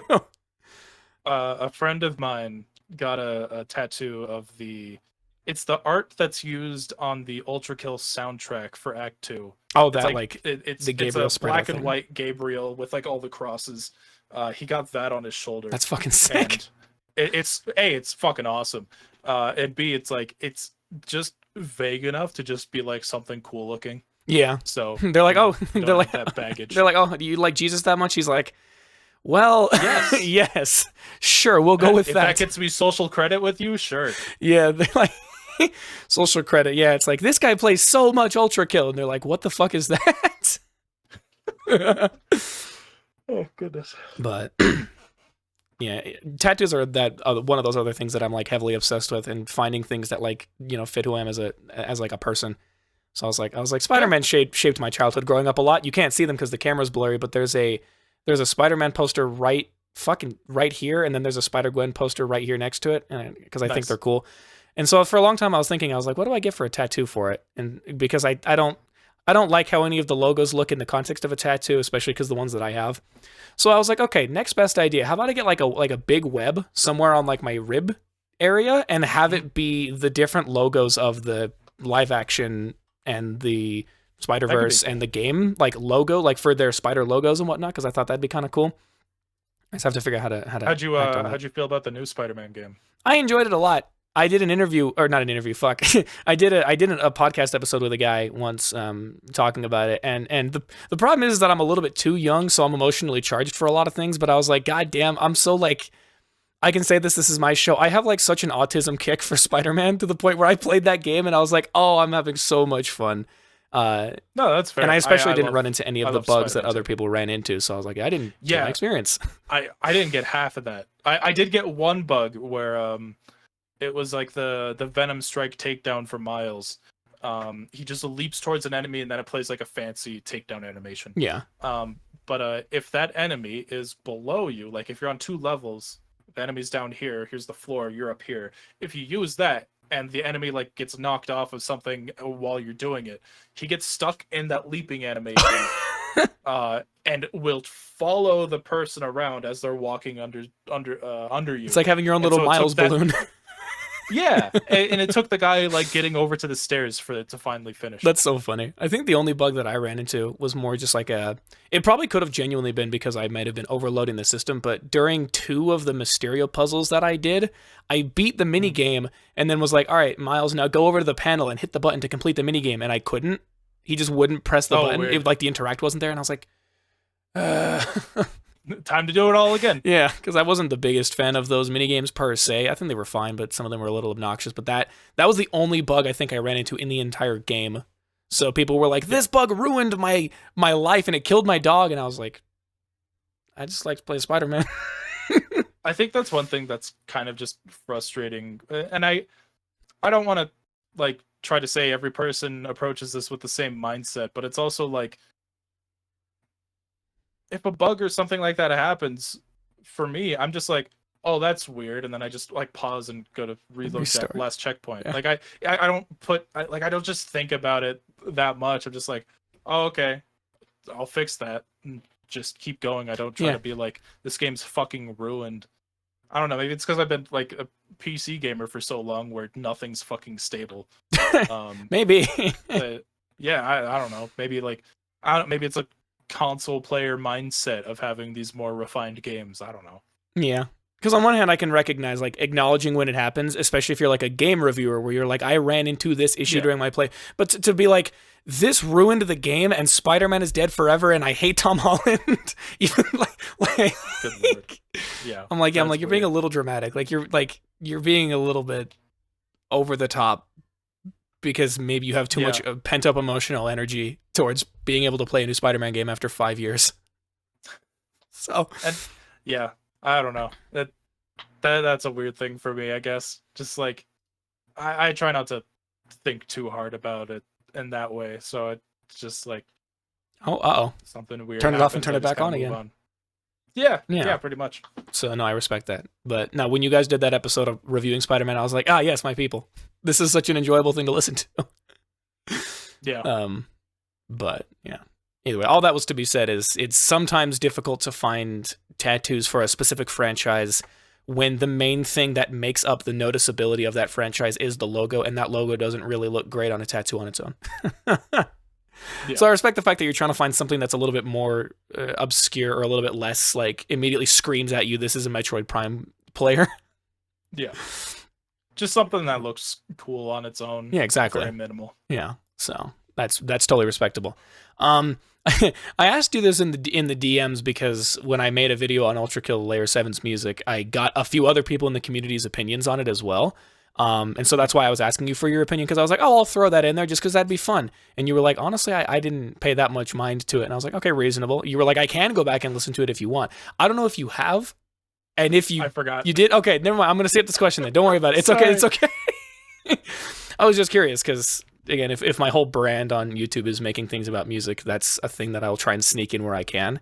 But I can understand that I respect it. You're like I'm here for the gameplay. God damn it.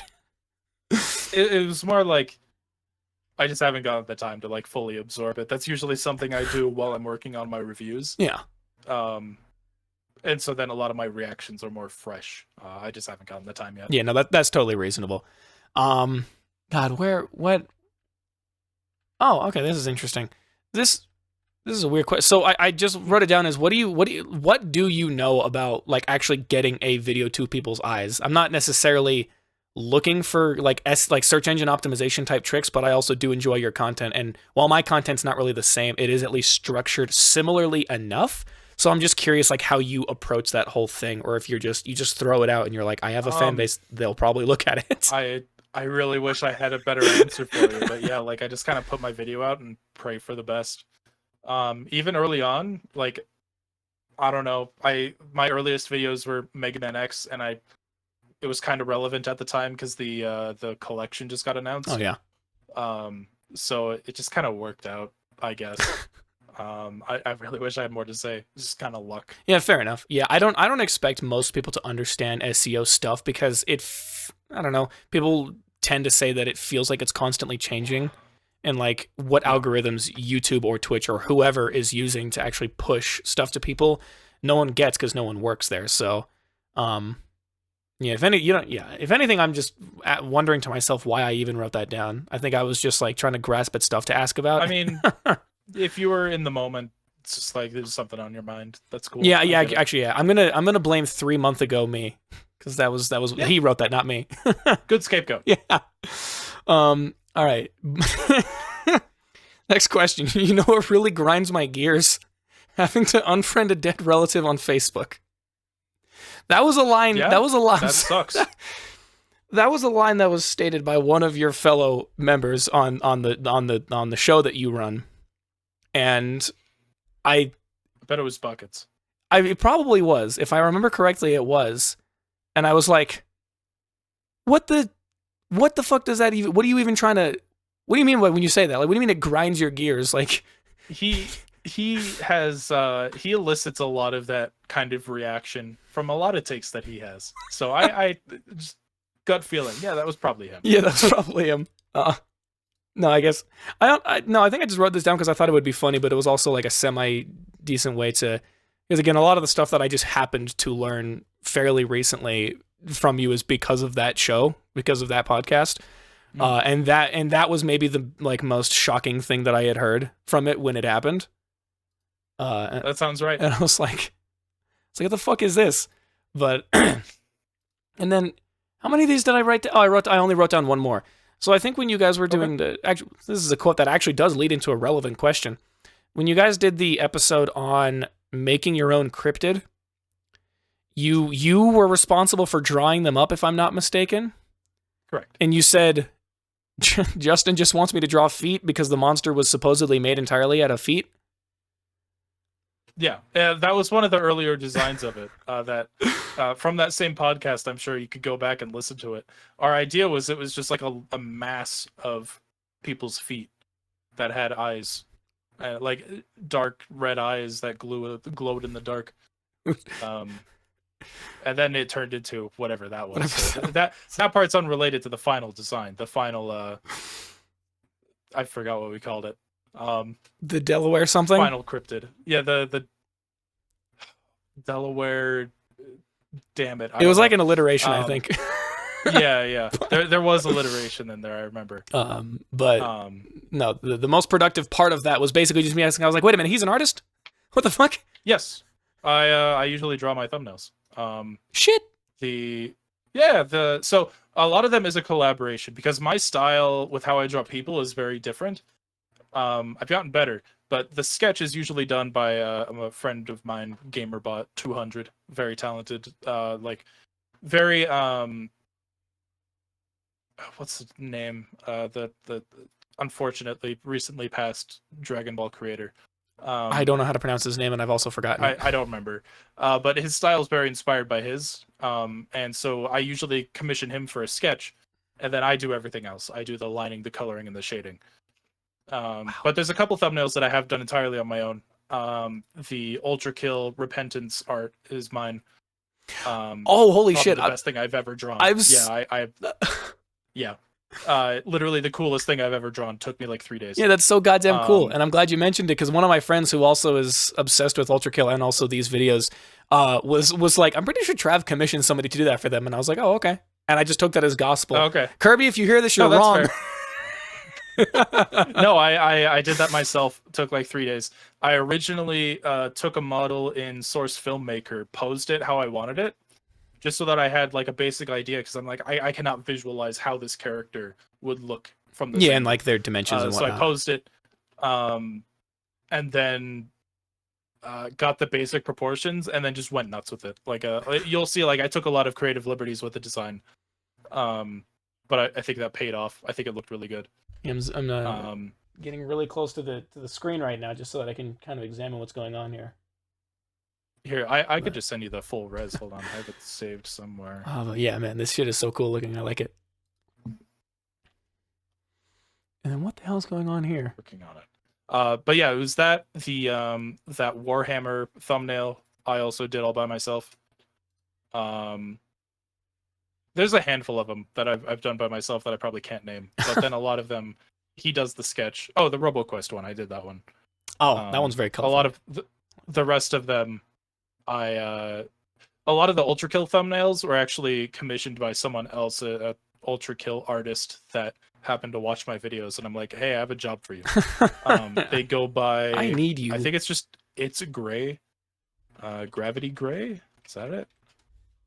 Yeah, Gravity Gray on Twitter is the person who does those other thumbnails. I only just did the first one. What? And then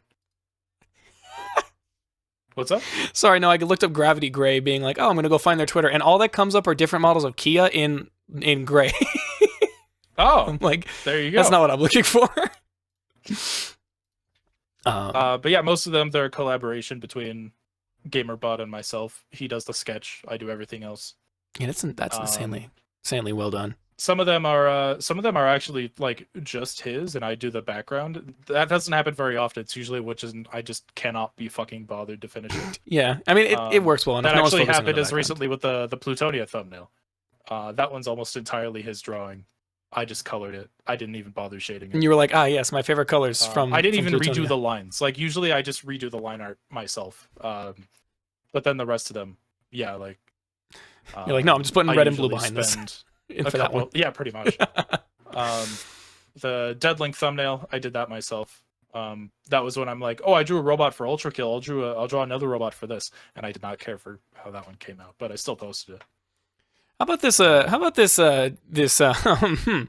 Halo Spartan in the Family Guy death pose? Yeah. He drew the sketch for that. I did the rest. And then I had the idea last second to have the little soy jacks pointing at him. Oh my god, that's funny. So that was a last minute decision. I was just like sifting through the thumbnails, and I was like, I haven't even seen that yet because I don't like consume Halo content. But then I saw that, and I was like, no, what the fuck happened to him? Yeah. Oh god. Yeah, I mean, I've been a digital artist for longer than I've been a YouTuber. Unfortunately, if you want to make money being a digital artist, you better be damn good, or you better understand that furries are going to be the only people giving you money. That was exactly where I was going to go with that. I was like, yeah, furries are very rich people. Every for successful some fucking artist reason out there has at some point turned to the suspiciously wealthy furries. Yeah, and I do love that meme that's like, it's like, before you keep making fun of furries, just remember, if they can spend $1,200 on a fursuit, they can spend $10 to send a pipe bomb to your house. Yeah. And I'm like, don't fuck with some of them. Some of them might not be like, they'll just be like, oh, okay, whatever.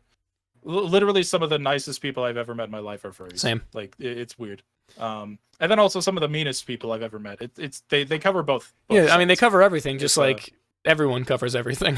Yeah, it's almost like never mind. I was gonna say it's almost like they're not a monolith, but in some ways they kind of are. The monolith is that they're very wealthy. It's just whether it's true. Like It's just whether they use their money for good or whether they use their money for mailing a pipe bomb to your house. Yeah, I mean, like, there's a person I follow on Twitter. I don't follow them for the furry stuff. I follow them because they are legitimately like a bioengineer that is made progress in like actually fighting against cancer. What the Hold on, fuck? I'll find their name. They're like super, like, legitimately world changing shit they're doing.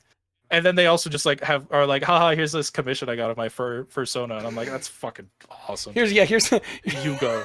now draw them curing cancer. Yeah, and then they did. Yeah, their name is Sailor Roo Scout. Oh my god. They just like legitimate fucking vaccine scientist. It's fucking amazing. That's crazy. Yeah, I mean, like they posted one thing that was like, yeah, we actually found a thing where like if we use focused ultrasound at a certain frequency, we could like stop cancer from spreading for a short bit. And I'm just like, it's just like, otherwise I would just assume it's just some random furry account just like posting this like groundbreaking shit that they did. yeah, exactly. It's Or it's like it shows up in your feed amongst a bunch of other stuff, and you're like, I don't look into cancer research. I'm here for like indie game developers and random shit posts Yeah. about how cars should be edible and stuff. And then I did say you that. did say that, and I would like an explanation for that when you have the time. But you go through all of that stuff, and then you see this is how we can maybe stop cancer growth, and you're like, oh, that's so fucking cool. Who did this? God damn it! It came from the furry. Yeah. Like, Yeah. Regarding the cars should be edible thing, I was literally sitting there thinking, like, I typed out originally like a genuine problem that I have with car people, and that I just find them fucking annoying sometimes. Yeah. It's really just specifically the annoying car people that like will block you if you don't care about cars. And then I'm like, no, that's too mean. I don't want to start anything. And then I'm like, what would Buckets say, fellow podcaster? And I'm like, more cars should be edible. And that was it. Jesus fucking Christ. I'm sorry. There's just I bring that up because of two things. One, the tweets that I see from you are batshit insane. Like the trolling transphobe people with the pictures of Scott the Waz, and then it was just you with the triangle jaw. I was like, That was so good. I was like, Travis, what the fuck is this? But then when I interviewed Dumpster Man 2 weeks ago, I brought that up as a joke because I was like, ultra kill people on Twitter are so goddamn funny, pointing to that. And he was like, yeah, I actually saw that because I woke up, saw that I had a DM from you, quickly responded, did a very quick scroll on Twitter, saw that. And if I had glanced at it for a little bit longer, I would have realized he's taking the piss. But I was like, it's too fucking early for this. Yeah. No, that was hilarious. Yeah, it was, Part of that is me trying, like, I just have thoughts and I'm like, I need to get this out there. Because ADHD brain, that's my only thought process. I don't know. Exactly. The other part is like, I just like taking the piss out of stupid people. Yeah, that's good. That's what you should I do it less. I used to be way more politically active on Twitter. I still am, just not vocal about it. Yeah. It's, I don't even want to call it politics, just pointing out stupid people. Yeah. But just like, here's a stupid joke that I can make that like you could tell I'm kind of trying to say something, but I don't care that much. Yeah, you're like, this might be funny, so I'm gonna post it. Like the thing you subtweeted, I think today or yesterday. And I think you subtweeted this at like 2 a.m, and I was very concerned for what the fuck you were doing up that early. But it was like every 30-year-old billionaire only has it because of generational wealth, and you were like, when I get involved, they won't, or something. Yeah, like not when I'm done. Yeah, not when I'm done with them. I was like, what do you mean by that? I don't even know what I meant by that. I think I was literally in my bed trying to fall asleep when I made that post. Jesus Christ. So yeah, it's probably not healthy. Let's be honest, but it was really fucking funny. I have fun with it. Yeah. Meanwhile, all I do is I just retweet things that I think are funny, which is like a Team Fortress 2 YouTuber that I know who was like, oh, you think you're big brain? I can give myself tinnitus just by imagining a 117 decibel clip of Goofy falling off a comically tall cliffside. And I was like, where did you even come up with that? No, he's right, though. I just gave myself tinnitus, so I think he's right. No, I have to have white noise on at all times because I have really bad tinnitus. I don't know why. I didn't listen to music very loud growing up because that's always the point that I heard. No, it was the clip if I'm in a of quiet Goofy room. fall. I hear the ringing. Yeah, that too. That would definitely do it. Yeah. But no, all that was just to be said that every time I see something from, because sometimes what'll happen is I'll see like multiple posts from you that don't make any sense, and I'm like, these are hilarious, I should like them, and then I was like, I hope he doesn't think I'm like bombing him. They just all came up at the same time. Oh, I don't mind that. Anyone who cares about like getting like bombed, just shut up. Yeah, just don't. Yeah. But yeah, no, yeah. Twitter is a crazy place. And To put it lightly. yeah, to put it lightly, Twitter's a crazy place. But luckily, if you keep it to nonsensical ramblings that clearly are not actually politically charged and are just rambling for the sake of it, you'll be okay. Mm-hmm. And then as soon as you get into people who are talking about like actual political issues and think that they deserve to have an opinion, but the opinion is bad, don't engage with them. Engage with the tweet that says more cars should be edible. Yeah, that's how we'll keep people happy. I don't know. That's how you'll like suppress all of the like fucking idiots. Yeah. You tired of getting dumbasses in your feed like things that you like? Yeah.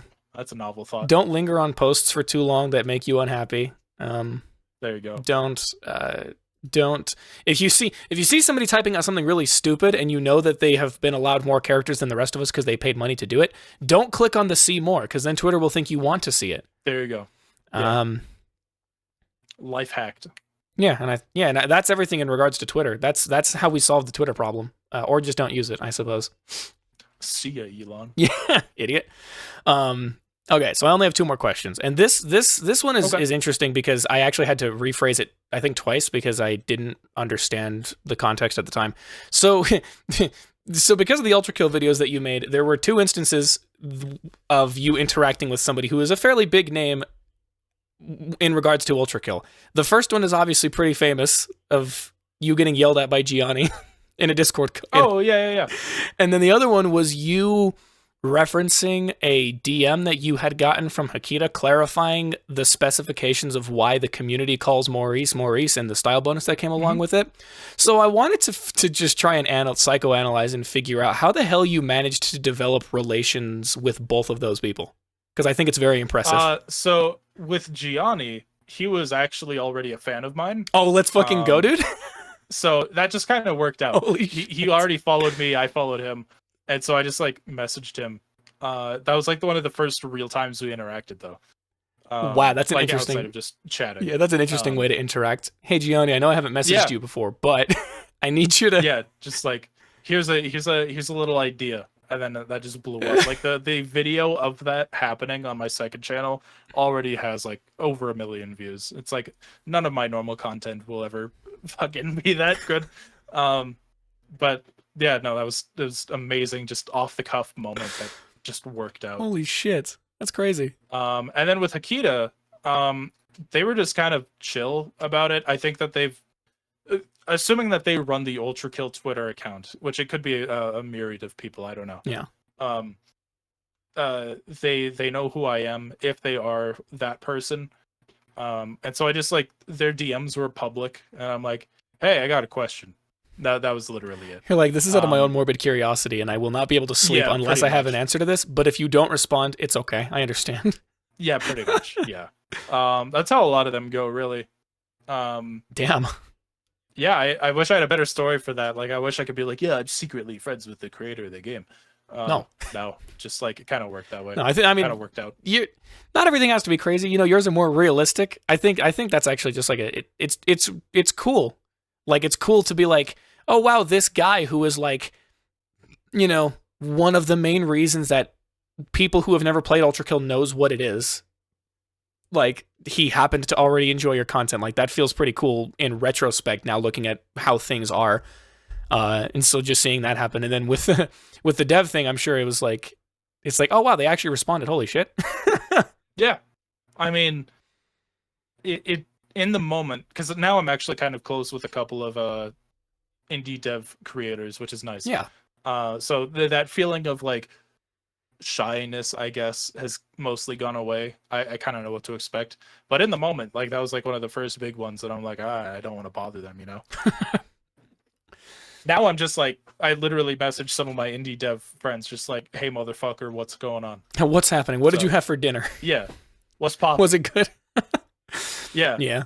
I've learned to kind of to drop some of that as well, because I realize worst case scenario, they don't ever respond back to me, and that's whatever. And then eventually, if things go well, then depending on the connections that I make, I can eventually be, because the reason they probably don't respond is more than likely because they didn't see it, or because they don't know who I am.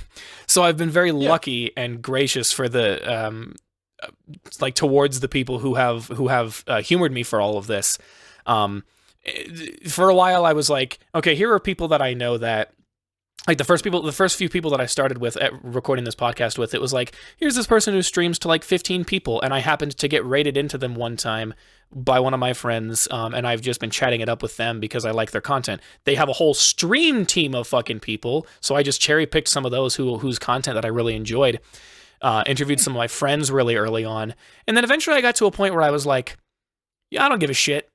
If I'm cordial and I just DM people or email them if they have it, more than likely, like it'll work out in my favor more than I think. And I think you and like one or two other people are probably a prime example of that, where it was like, I'm just going to be cordial and hope that things go well. Worst case scenario, it doesn't happen. It's fine. I at least get to enjoy their content elsewhere. So yeah, I feel that. I'm just curious, like, what other content ideas do you have planned? And do you have any like out there ideas that you want to try on your stuff, or are you like, I'm just gonna kind of keep doing what I'm doing on new stuff that I like? Yeah, I mean, my approach to content is probably gonna stay the same.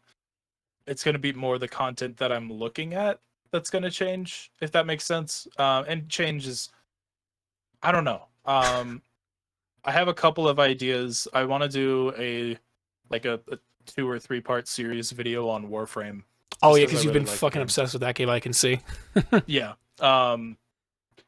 Just like talking about all the content that's there, and then break it up into chapters. Yeah. Other than that, like, I just kind of want to ride this high, I guess, of enjoying writing content, more explicitly enjoying it, less jobifying it, I guess. Yeah, no, I see what you're saying. But yeah, so no, nothing really big planned right now. Fair enough. Going with it. Yeah, fair. I mean, yeah, keep doing what keeps working, and if it gives you a reason to want to keep continuing to make content, then just keep doing it. Yeah. So no, that was a great answer. I think that actually is everything. I thought I'm glad I didn't have more questions, but for some reason I thought I did. I don't really know where my brain was when I did all of that, but no, you thoroughly answered everything that I was looking for, and I will be sure to write a thorough thorough Wikipedia article on you, even though most of what we talked about has nothing to do with the Wikipedia article. Yeah, that's okay. But no, genuinely, I appreciate you for coming on here. I do not, I am not mad. I am not frustrated. I was more than happy with quote unquote dealing with the struggles and the situations we had to go through to make this happen. Yeah, and you know, I think that you being okay with it also definitely helped in the end. Yeah, just being like, this is clearly someone who cares, you know. Yeah, because that kind of shit. Yeah, because I was like, I don't gain anything from being like, what the fuck, bro, and also like I didn't even feel like what the fuck, bro. I was more just like, what the fuck, life, like, leave this man alone. Just terrible fucking timing. So yeah, either way, no, I'm happy that we were able to make it work. I appreciate you for coming on here. I guess yeah, of course. A selfless thing, a shameless thing, I guess I should say, is since you're at least semi-familiar with the things that I do just based off the way that I described them, if there's any service that I can offer that you think you might properly use, I am open. If not, don't worry about it. I'm just spreading little seeds where I can. Well, I mean, yeah, I'll have to take a better look at your abilities and portfolio, but yeah, I'll definitely think about it. Which is the worst thing you want to hear. It's like, oh yeah, I'll think about it. Yeah, I'll think about it is true. Like I'm used to being a solo act. I've only very recently kind of branched out in that way. So yeah, it seems like it's doing well for you. I mostly just say that as a means of like, because if people recognize the things that I can do and are at least will humor me enough to come on a show with me and have a talk with me for an hour or two. Usually I'm like, now I might be a connection that they have if they do need something and they don't exactly know who might be good and they don't want to reach out to Twitter to say, hey, I need an artist, and you get flooded with bots. Yeah. Type situation. So it's a little bit shameless on me. But regardless, no, that's everything. So honestly, plug away for everything you want people to potentially go check out, and we'll be right on our way. Yeah. Well, I do YouTube on. Hold on. YouTube.com/at that Trav Guy.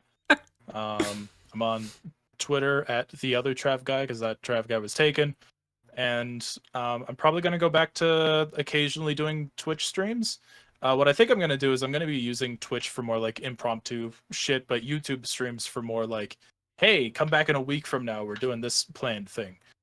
Just because YouTube is better at letting you share and promote a stream that you haven't done yet. Yeah, that is upcoming. Yeah. That you've scheduled ahead of time, all that kind of bullshit. Yeah. So I'm on Twitch at I think my username is Trav Guy TV. It's different for everywhere. I'm sorry. And that really should be it. My next video coming out is going back into the Metroid series, so I hope people are looking forward to that. Very exciting. Yeah, that's really all I got. Nothing too eventful right now. No, fair enough. Yeah, you're building up the foundation to make stuff happen. I just finished Plutonia and I'm exhausted. I don't want to play another Doom game for another year. Not actually, but just like I gotta do something else. Yeah, exactly. You're like, I need to just take a break. Fucking shit, this is killing me. Yeah. Oh my god. Because with those videos, man, like I'll keep it quick, but it's like I've talked about the original games. All these are just moving characters around and all that. I'm just like I'm running out of shit to say, man. But I mean, yeah, going back to Metroid after this. Hopefully that'll revitalize some content. Yeah, sounds like an exciting shift. So all the links will be down below so you can find everything. From what I can naturally assume, it's going to be if people found this show, you more than likely know who this guy is, so you ideally already know where to find him. But I'm going to share it, so. Yeah, exactly. No, I guess that was more like a post-production like thing for myself where I was like, people who come here know why you're here. They know who you are. They're going to find you because they already know how to find you. The good news is that if you want to find me, you can search up DJ Cereal Sauce across fucking everything because it's such a unique name that nobody has taken it except for maybe an old account that I've since lost. I do have a link tree across most of those as well, and that link tree has a shit ton of information in it. So you can find this podcast, you can find Spotify, you can find Apple Music, you can find my team's stream information, you can find my YouTube information, my stream information, whatever the hell you want that pertains to me, you could probably find it on there. So yeah, be sure to go down in the description and go look for those things. Damn, I think that's everything. I don't have anything quippy that I normally say. You have any quips you haven't gotten out yet? No.